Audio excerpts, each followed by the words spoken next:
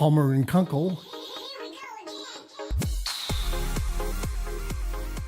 The name of our show is We Should Talk, and this morning we are talking with our buddy, who is Ursula Conway, and who has been on the program before and will be again. She keeps trying to get away, but it's not going to happen. We're just going to keep. We like her. She's our friend. She's a great guest, and she knows more shit than we do. So, Ursula, welcome to the show. Thank you very much. It's a pleasure to be here. Thanks for having me. I'm Russell Palmer. I'm Doug Kunkle. And I'm Ursula Conway. Yeah. See, she is part of the show. No matter what happens, right she fits right in. Exactly right. So let's talk about what all the stuff is. You used to be the president of the Children's Health Defense Arizona chapter of Arizona, right? But you're probably one of the most active of all the chapters around the country, and probably like every state does, following each other. You probably were the guidepost for most of the other presidents of those chapters. Well, I would not be quite that bold. No, but Russell, I would. I'm going to be bold for you.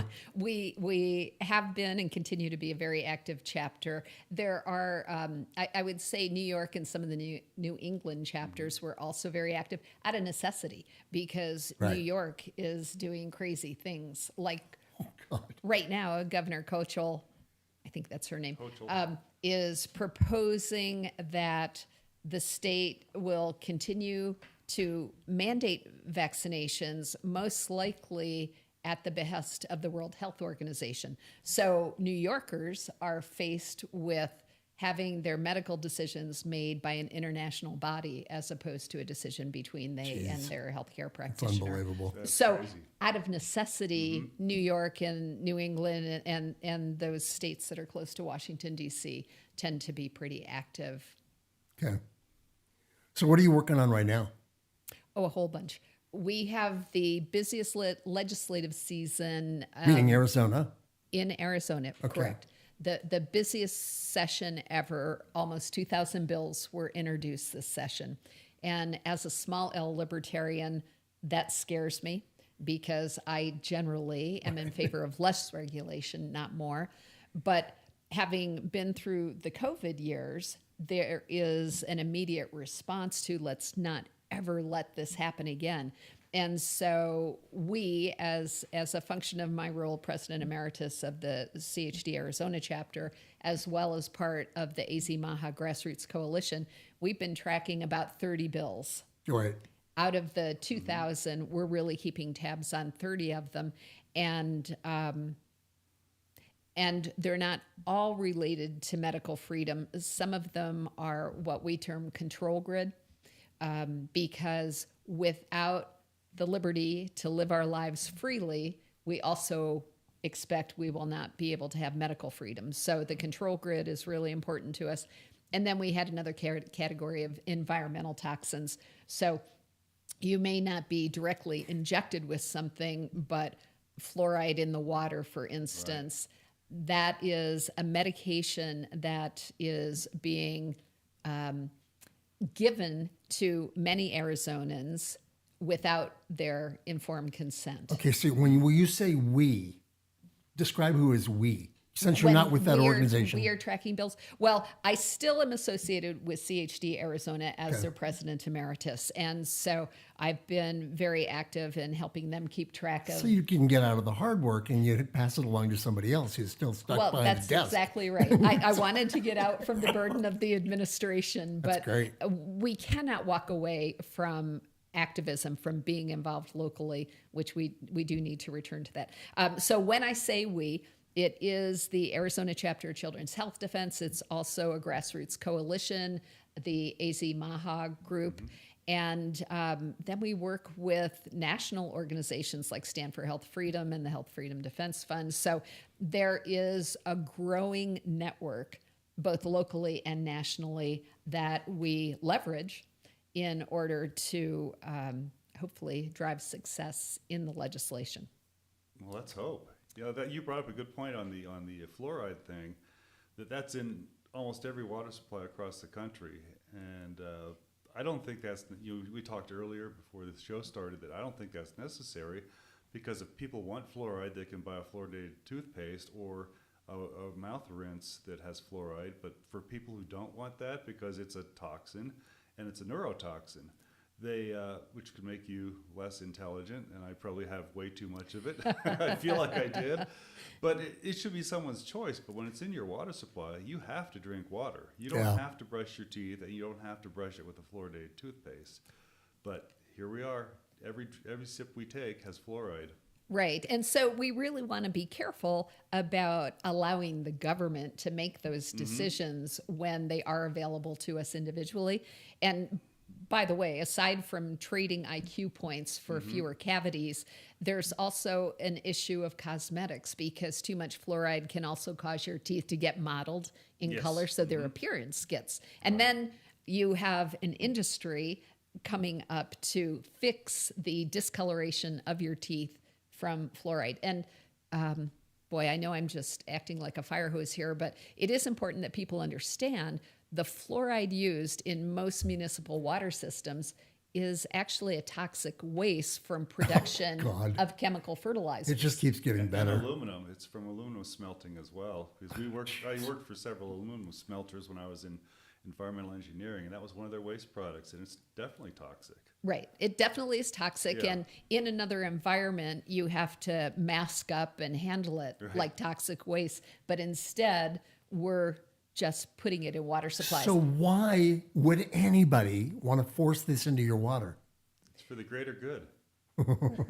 It is for the greater good, and if you listen to any of the testimony on this topic, it is largely partisan. It was a Republican bill to ban fluoride in the water supply in Arizona, which is decided at a local level, by the way. This is not a state mandate that all municipalities have fluoride. But the Democrats were typically supportive and their argument is that when you have communities that are underserved, they're needy, the kids don't have the right nutrition, they are less likely to have parents who are seeking out a fluoride toothpaste or a fluoride wash. They don't have regular dental care. So their intention is positive from that perspective, but at the same time, they're sacrificing the whole population by saying that you must have water with fluoride in it. And as a result, many of us have countertop filtration systems to get rid of not only fluoride, but other toxins. I'm just going to guess. I'm going to input this on my own. It has nothing to do with anything that you've said, but I'm going to guess that there was somehow, some way, a payoff going on somewhere that made this okay. Yeah, I would have pushed back. 10 years ago, I would have said, oh, Russell, you're just exaggerating. Exactly. But we know, I'm going to jump to another topic. We know that just recently, executives from the Bayer company, Bayer bought Monsanto, who produces glyphosate. Bayer sat down with President Trump and threatened him or pressured him with the fact that Bayer cannot afford to continue paying out settlements on the glyphosate cancer cases. They've already paid out $11 billion. There are thousands of cases in the pipeline. And so appropriately, the corporate decision is we're going to stop producing glyphosate. If you look downstream of this, what Bayer told President Trump, allegedly, is that your farming community is going to collapse because they have so effectively sold the concept of GMO foods, which then is followed by the use of glyphosate for weed control, because surprisingly, you end up needing more and more pesticides in a GMO environment, which is not what they expected initially. But anyway, Bayer told Trump that you are at risk of a food crisis in the United States when we stop manufacturing glyphosate. So we think you should give us protection from lawsuits. Good Lord. Now, it isn't all that direct. It's all buried in interesting language, but... Political speak. Exactly. So the payoffs and the compromat and the agreements between large organizations that donate a lot of money to politicians and our administration are still going on, and they're active right now. Wow. Okay, so now Let me just, we can go back to the list of stuff, but we have viewers all over the United States. And in their various states, they're saying, well, but we don't live in Arizona where your stuff is that you're talking about. But doesn't every one of these states interface and interlock somehow with all of the other bills that all the other states are going through right now? I mean, isn't it important that we all pay attention regardless of what state we live in? Yes. And very well said. Okay. And thank you for that segue, Russell. In fact, some of the organizations that we've worked with, I mentioned that some of them are national. We are working to develop model legislation. So, for instance, Tennessee passed a ban on geoengineering. Can we take their language and leverage that for a bill in other states? Same thing with the Medical Freedom Act passed in Idaho. Can we leverage that? And in fact, we did. We took their language to use it for the bill in Arizona. I can't believe I've forgotten the number, 1248. But anyway, so we do leverage the work done successfully in other states and take lessons from the challenges they're having. And it's also important for people to understand that most of the change will be driven by local demand. So while President Trump is negotiating with Bayer to protect them and our food prices, at the state level, Bayer also has lobbyists in over 20 states, I believe, right now, working at a state level to shield them from liability. This is unprecedented. Mm-hmm. With the exception of pharmaceuticals. I think probably both of you know that you cannot sue any of the pharmaceutical companies for injuries from vaccines. Right. So now big ag is looking at that model and saying, wow, that'd be a lot nicer than having to pay out $11 billion in settlements for those people who contracted cancer as a result of our products. Right. So it is critical that people are watching what's going on in their own state. And as I mentioned, just from a health freedom control grid perspective, we had 30 bills that we're trying to watch. You often don't know until a day or two before that a bill is going to be heard. How do you get people into those committee hearings to testify in opposition or in support of a bill? We really, really need more people to get involved and be active. And a lot of this, I'll just point out, is done on chat applications, whether it's WhatsApp or Signal, because everybody's email box is way too flooded and they often don't respond to those quickly. So these grassroots movements are happening using technology, which of course is all being monitored and probably stuck in a data warehouse at the NSA location in Idaho or Utah. Mm-hmm. Well, it's interesting. Sorry, I had to just jump into the conspiracy theory part. Well, that's true. You brought up the vaccines, the vaccine manufacturers being immune from being sued, and that's the same threat that the Bayer company is doing now, where the vaccine manufacturers said we can't afford all these lawsuits from the effects of the vaccine, because there were a lot of negative effects. So you remember like the swine flu, they pulled that after 30 deaths or something like that. Right. And swine flu was worse than COVID, but they still pulled it. But for some reason, the COVID kept getting pushed on people, even though there was tens of thousands, if not hundreds of thousands of adverse events. And they said, well, if we don't make these vaccines, you're going to have all these people dying from a pandemic or an epidemic.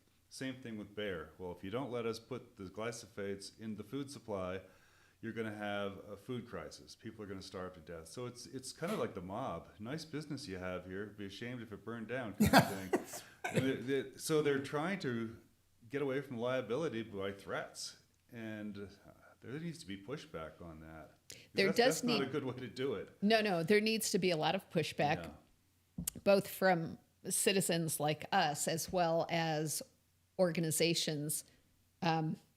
Health Freedom Defense Fund is structured specifically to challenge the mandates that are affecting our health. Children's Health Defense just recently filed a lawsuit against one of the medical agencies and accused them of racketeering because they have completely taken control over the medical system in our country. And so it will be very interesting to see how that progresses using those old RICO statutes that Pretty ultimately... bold, though. It is bold, but at what point? We have to be bold. Oh, no, I don't think it's wrong. I just think that it's like going to be a heavy lift when you go to court and have to prove that these are RICO actions that are justified in the papers that are causing the lawsuit. I mean, I hope they win because I definitely, I'm on the side of the people who are fighting our good fight and not Monsanto.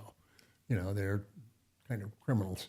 You know, this has been an interesting journey for me personally because I've always been a proponent of the free enterprise system. I think that the ability for all of us to improve our lives through commerce is what makes the country great. But at some point, we crossed a bridge into this crony capitalism and purchase politics that is really negating the benefits of the original concept of a modified free market. So we all need to be aware and vigilant about that. So what is your biggest fight right now? Keeping my cat home. Okay. No, the biggest fight for me, is medical freedom. And that is monitoring all of these bills, these 30-some bills that I mentioned.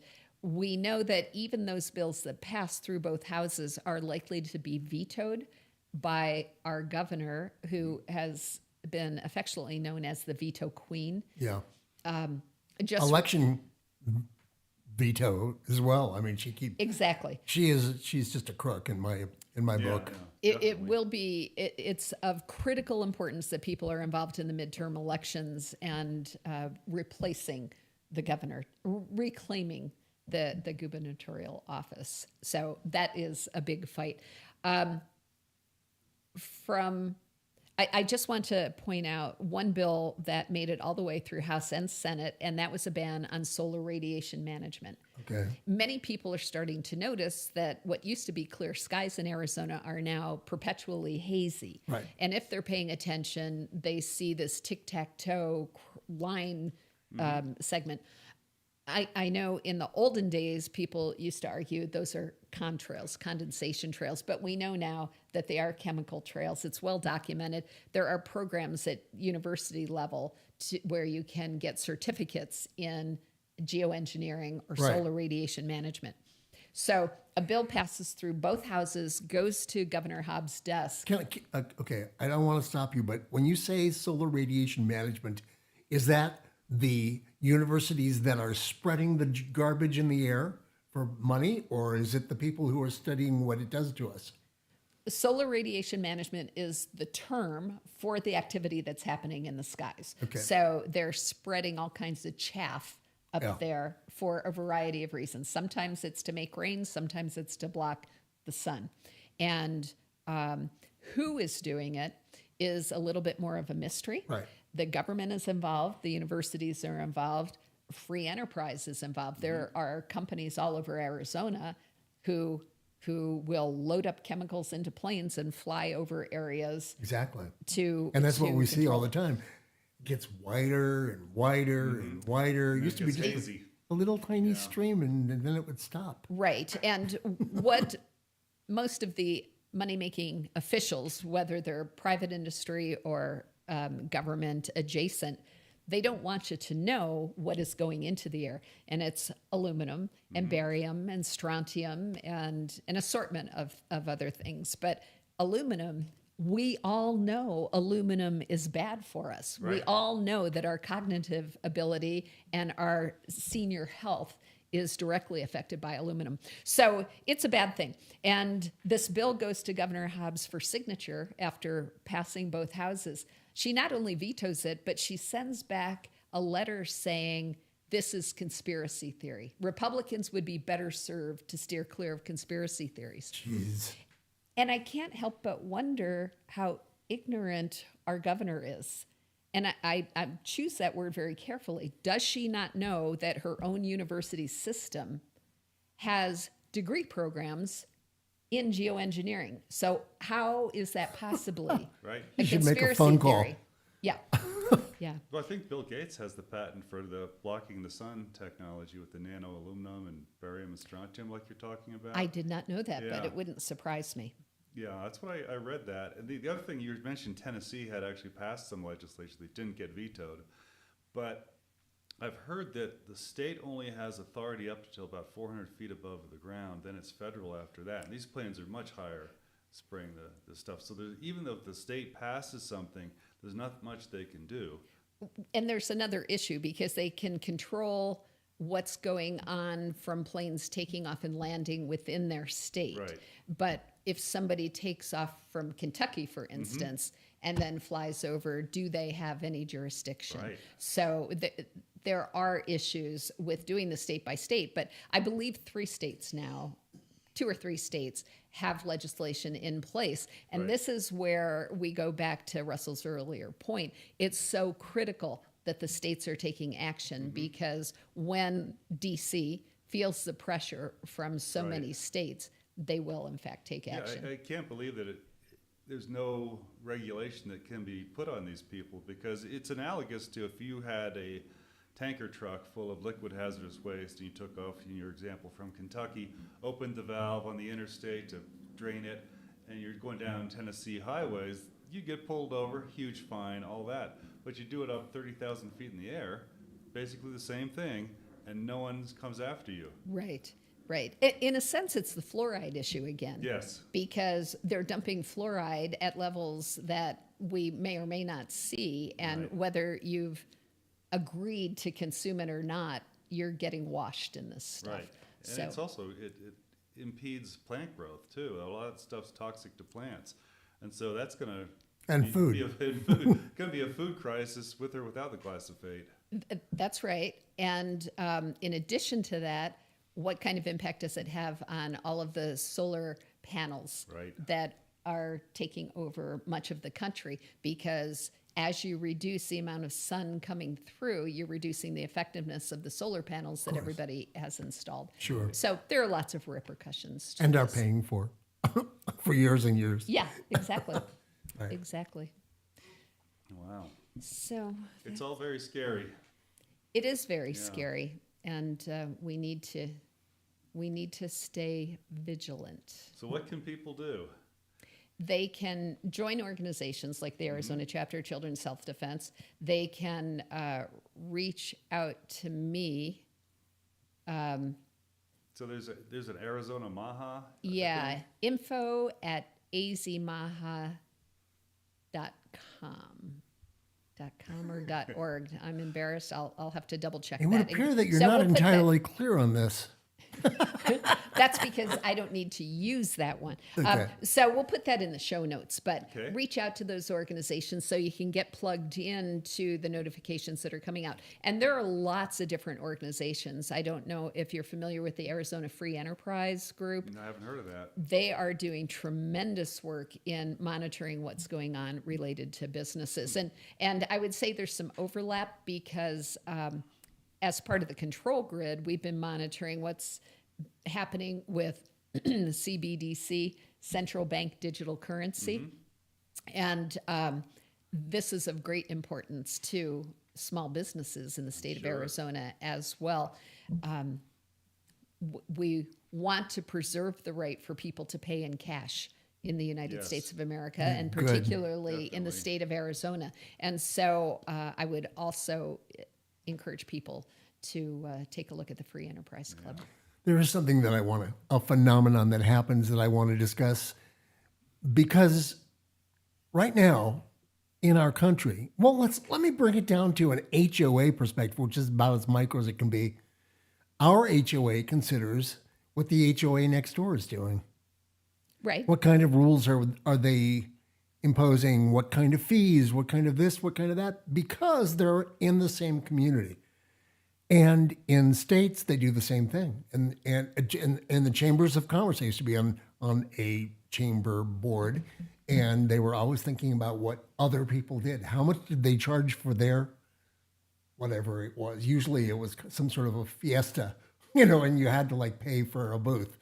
How much are they charging for a booth? Right. Well, so the same exact thing goes on if at the state level, because they can justify, reach out to the next state, look at what the next state is doing, and justify that we should be, making at least double what we charge. Do you know what I mean? And so every state does the same thing. Well, and it goes beyond state. It's a really important point, Russell, because within Children's Self-Defense, we have quite a number of attorneys who are processing these lawsuits on our behalf.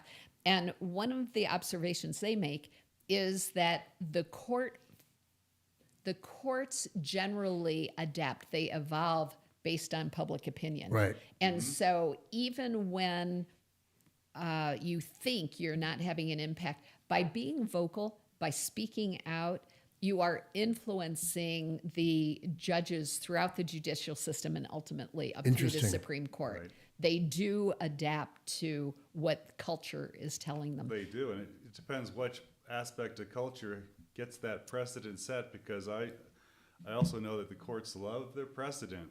Yeah. Because it's safe. They can make a decision based on precedent. And then it's not their And it's not their responsibility more. responsibility. It's precedent's already set. And so it's hard to break it once that's set. And so public opinion needs to be strong and early, or else the wrong public opinion is going to be the precedent. Right. And just to clarify, it is info@azmaha.com. Yeah, okay. Oh, okay. And yeah, so we need to speak out locally, and somehow we need to do that in the least offensive way possible. Right. Because we need to invite more people into the tent. We need people to understand that not only their own health, but the health of their children is dependent on us breaking some of these ties that have been established, these precedents that have been set, where we are protecting manufacturers as opposed to the individual citizens. Right. That's a very good point. Yeah. Everything that you say turns out to be a very good point. Everything. I'm serious. I have become your devotee, even though we're really good friends, your devotee in terms of what the facts are surrounding all of these kinds of issues, because you really know your issues better than anybody else I've ever talked to. Well, thank you. I appreciate that. You bet. I'm Russell Palmer, I'm Doug Kunkle. And I'm Ursula Conway. and we've been talking. We'll be back in a week.